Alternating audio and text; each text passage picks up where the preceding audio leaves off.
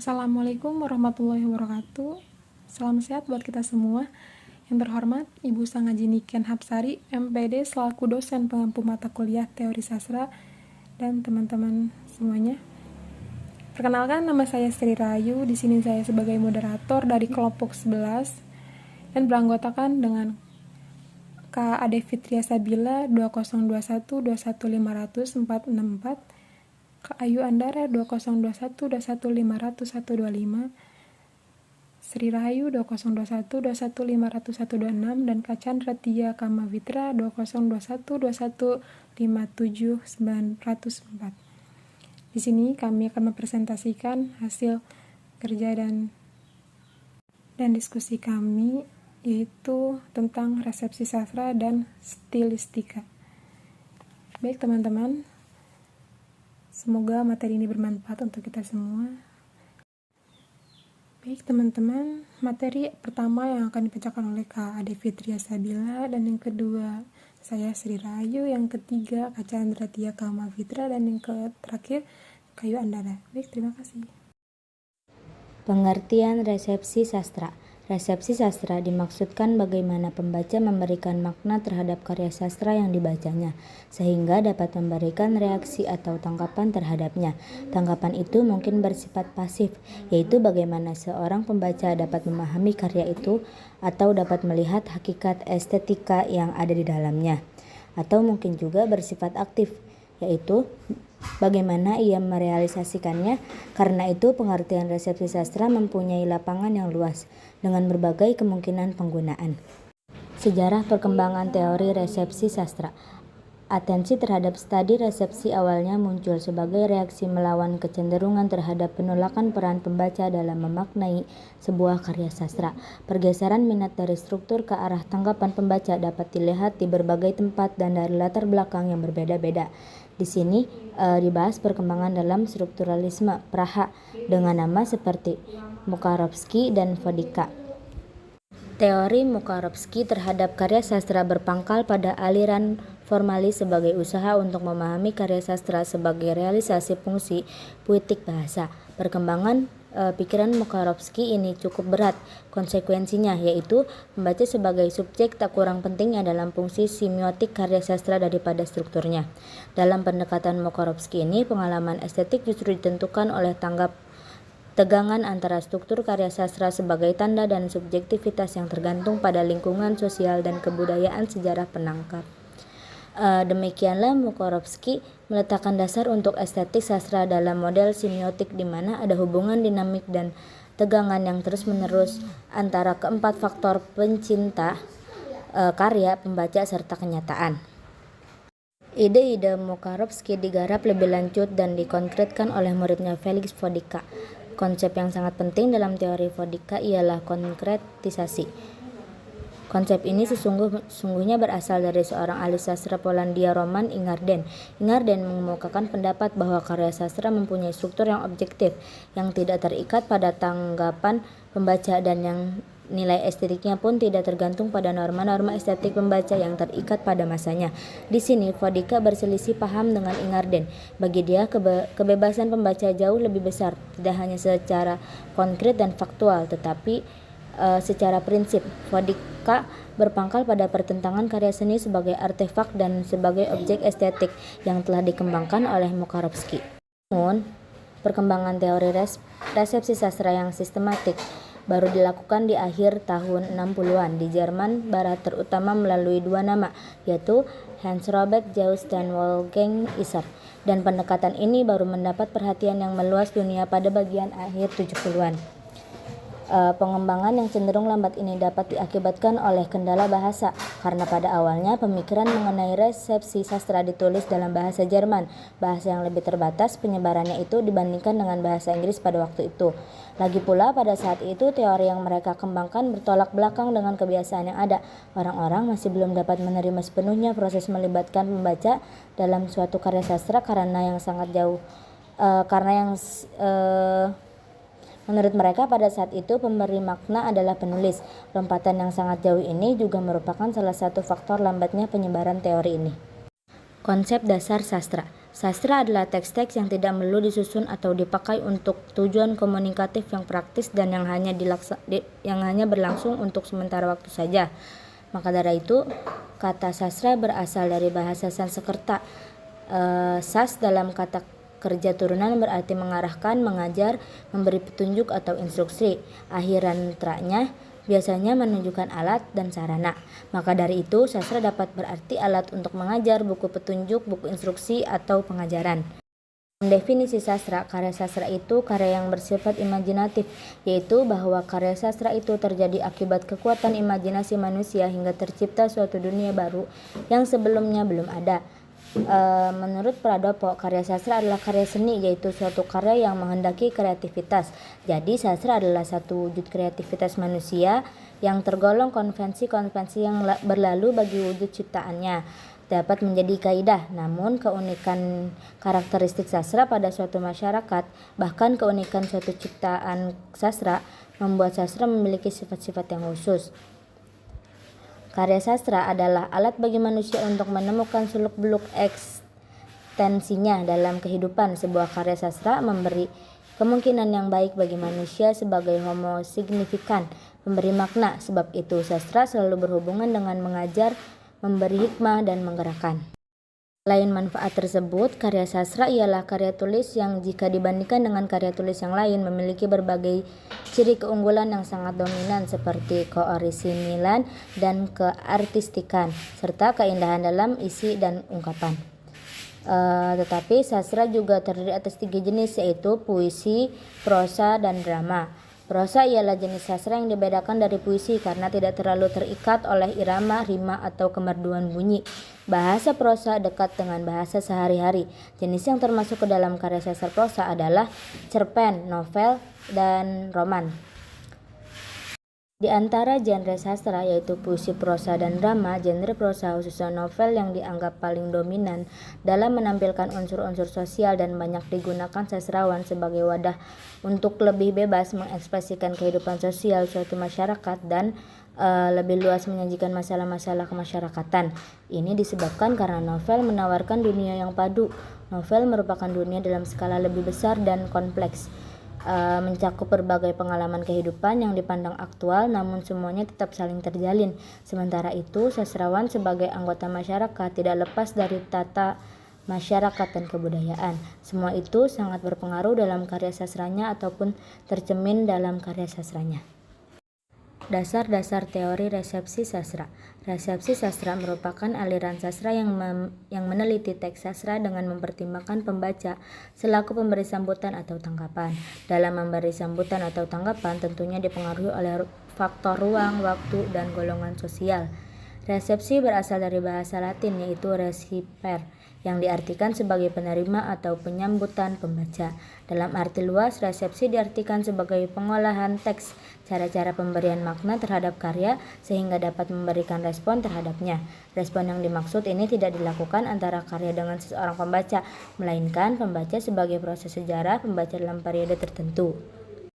Baik, di sini saya akan melanjutkan dari Kak Adep. Menurut Pradopo 2007 atau 218, yang dimaksud resepsi adalah ilmu keindahan yang didasarkan pada tanggapan-tanggapan pembaca terhadap karya sastra. Teu atau dalam Pradopo 2003 atau 207 menegaskan bahwa resepsi tersebut adalah dalam orientasi pragmatik. Karya sastra sangat erat hubungannya dengan pembaca, karena karya sastra ditunjukkan kepada kepentingan pembaca sebagai menikmat karya sastra. Selain itu, pembaca juga menentukan makna dan nilai dari karya sastra, sehingga karya sastra mempunyai nilai karena ada pembaca yang memberikan nilai. Teori resepsi tidak hanya memahami bentuk suatu karya sastra dalam bentangan historis berkenaan dengan pemahamannya. Teori menuntut bahwa sesuatu karya individu menjadi bagian rangkaian karya lain untuk mengetahui arti dan kedudukan historinya dalam konteks pengalaman kesastraannya. Pada tahapan sejarah, resepsi karya sastra terhadap sejarah sastra sangat penting. Yang terakhir memanifestasikan dirinya sebagai proses resepsi pasif yang merupakan bagian dari pengarang. Pemahaman berikutnya dapat memecahkan bentuk dan permasalahan moral yang ditinggalkan oleh karya sebelumnya dan pada gilirannya menyajikan permasalahan baru. Pengalaman pembaca yang dimaksud mengindikasikan bahwa teks karya sastra menawarkan efek yang bermacam-macam kepada pembaca yang bermacam-macam pula dari sisi pengalamannya pada setiap periode atau zaman pembacanya. Pembaca yang beragam dalam periode waktu yang berbeda dan menunjukkan efek yang berbeda pula. Pengalaman pembaca akan mewujudkan orkestrasi yang padu antara tanggapan baru pembacanya dengan teks yang membawanya hadir dalam aktivitas pembacanya. Dalam hal ini, kesejarahan sastra tidak bergantung pada organisasi fakta-fakta literer, tetapi dibangun oleh pengalaman kesastraan yang dimiliki pembaca atas pengalaman sebelumnya. Metode resepsi ini diteliti tanggapan-tanggapan setiap periode, yaitu tanggapan-tanggapan sebuah karya sastra oleh para pembacanya.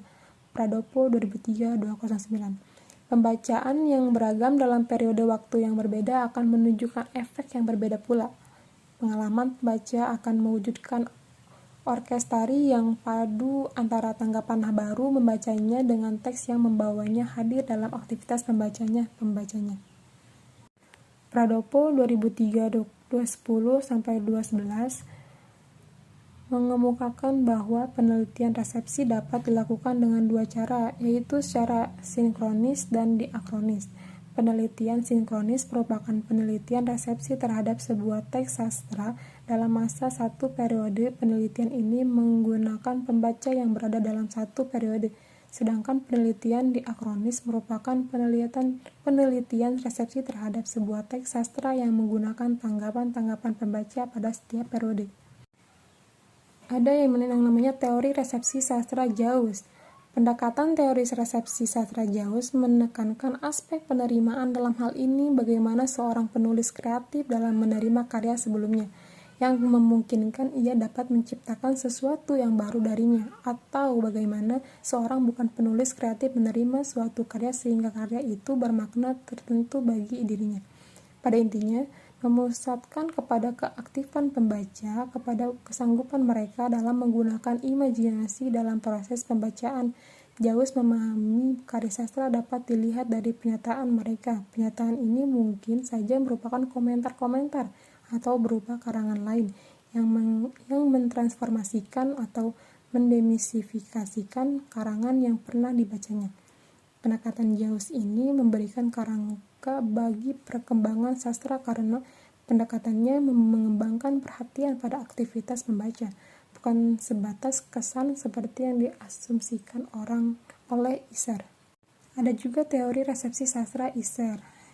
Kritik Isser terhadap teori sastra adalah selama ini yang menjadi pusat perhatian sastra adalah maksud penulis, makna sosial, psikologi, kontemporerisme, pengertian histori teks, atau cara di mana teks dibangun, namun jarang terjadi kritik yang menyatakan bahwa teks hanya dapat memberikan arti ketika teks itu dibaca. Inti pembacaan setiap karya sastra adalah interaksi antara strukturnya dan penerimaannya.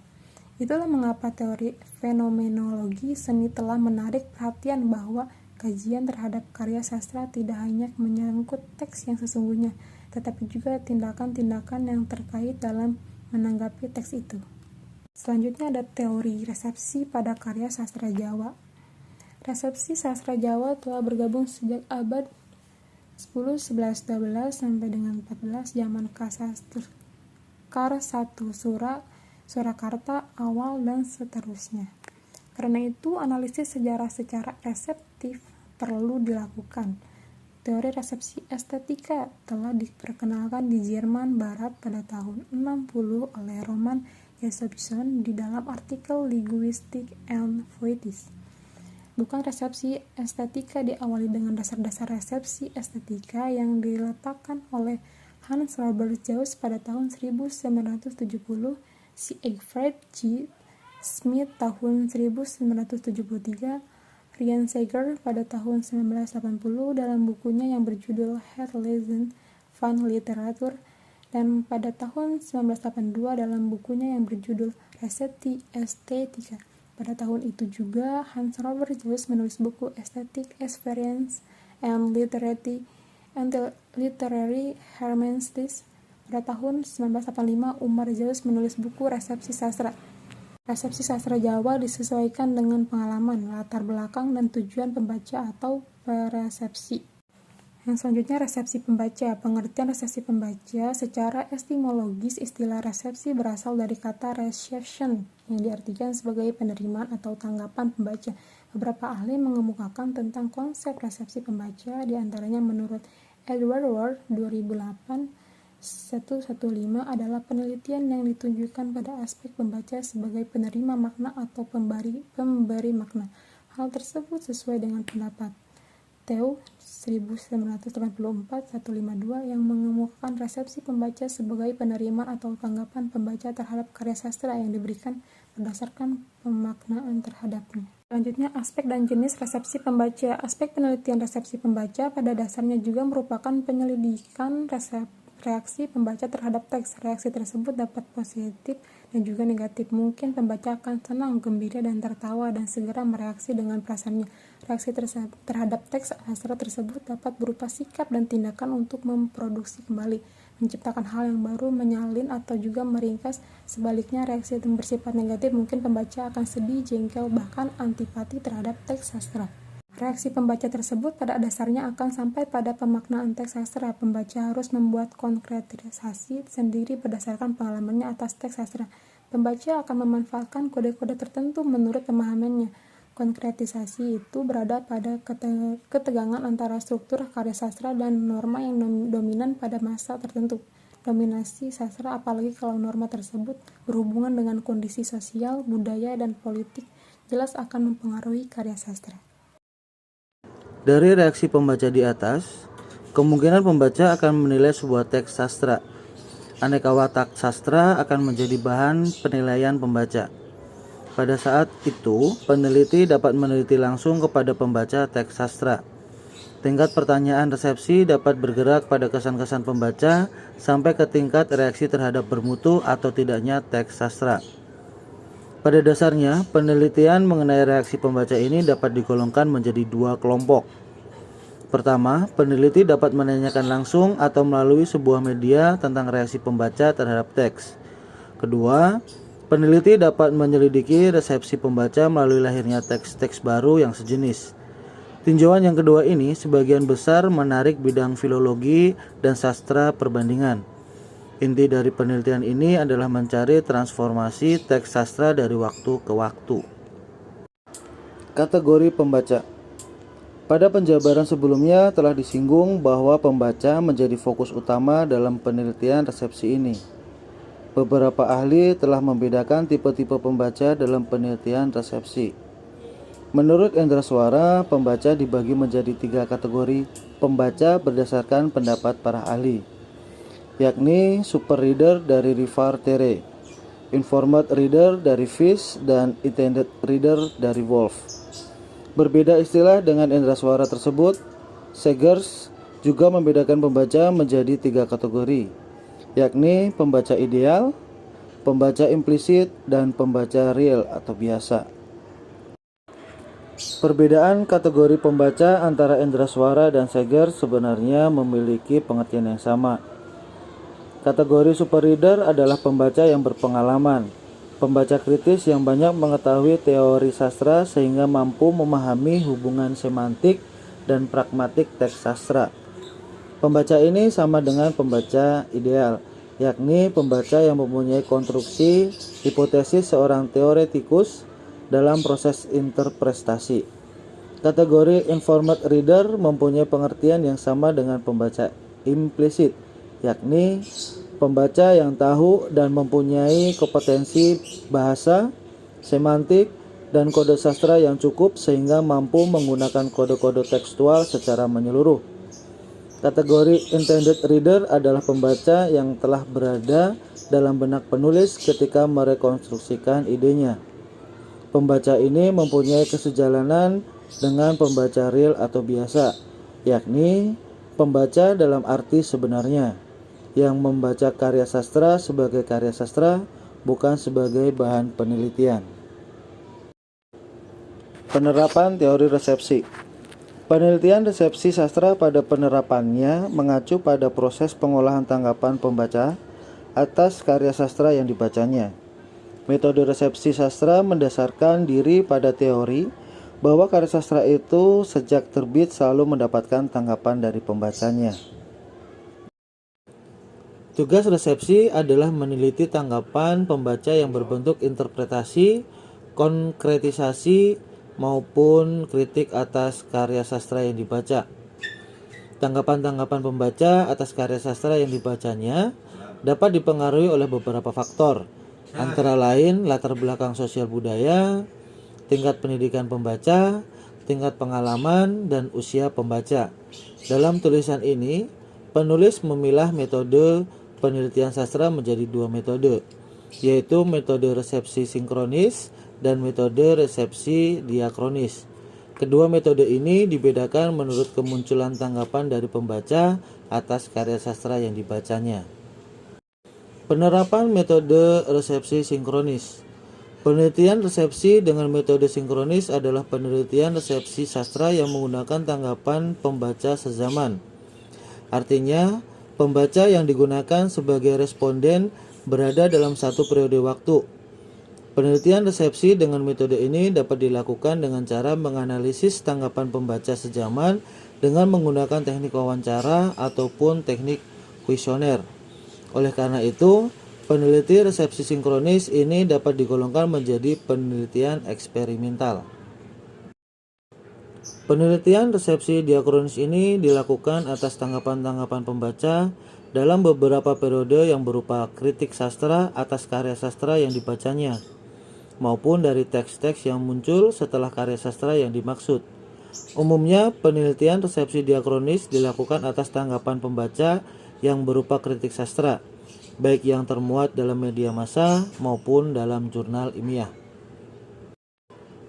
Penelitian resepsi diakronis yang melihat bentuk fisik teks yang muncul sesudahnya dapat dilakukan melalui hasil intertekstual, penyalinan, penyaduran, maupun penerjemahan.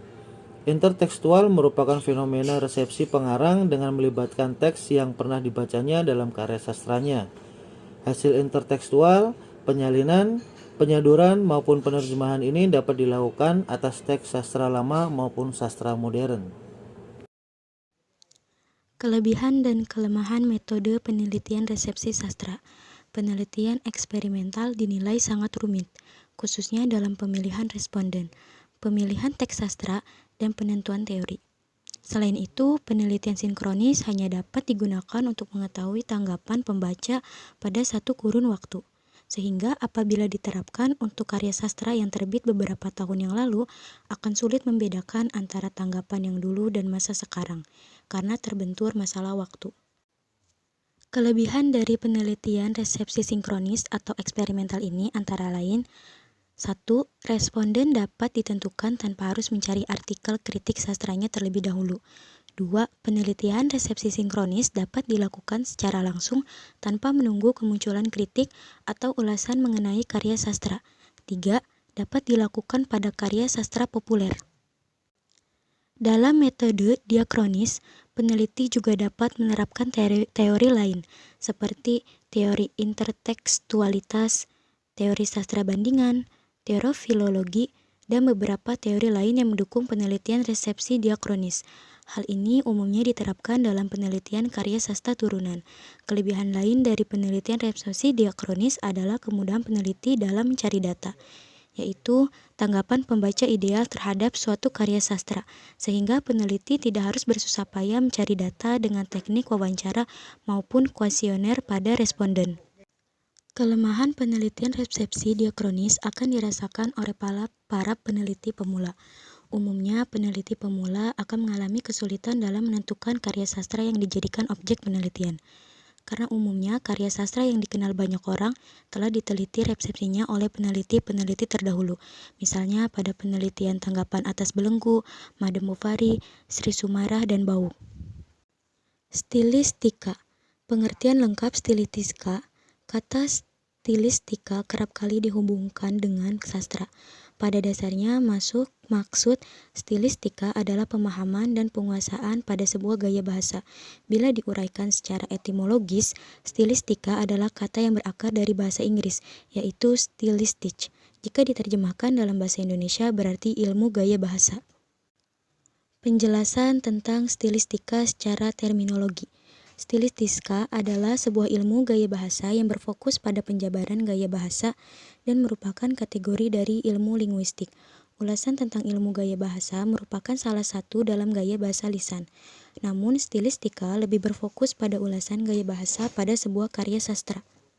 Stilistika berfungsi untuk memahami seorang pujangga mengapa menggunakan bahasa atau kata tertentu pada karyanya.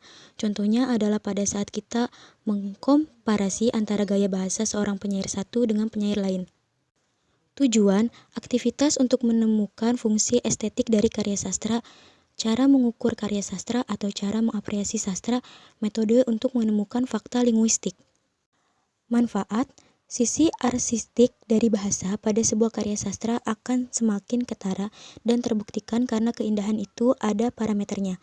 Keartistikan karya sastra bisa diuraikan dan dijelaskan karena terdapat parameter keindahan yang baku. Sebagai panduan bagi para pembaca bagaimana cara menikmati karya sastra, sebagai panduan bagi pembuat karya sastra untuk bahan refleksi atau evaluasi agar karya sastra berikutnya bisa lebih baik dan bisa diperbaiki. Lalu penikmat atau pembaca bisa kritis dengan bahasa yang dipakai pada sebuah karya sastra dengan karya lain. Lalu selanjutnya ada contoh stilistika. Terdapat beberapa contoh dari makna stilistika yang dibagi menjadi 4. Yang pertama, contoh stilistik, perulangan dan pertentangan. 2. Contoh stilistik, pertentangan dan perulangan. 3. Contoh stilistik, perbandingan dan pertautan. 4. Contoh stilistik, pertautan dan perbandingan. Sekian, terima kasih. Baik, terima kasih. Mungkin hanya itu saja dari kelompok kami. Kurang lebihnya mohon maaf. Wassalamualaikum warahmatullahi wabarakatuh.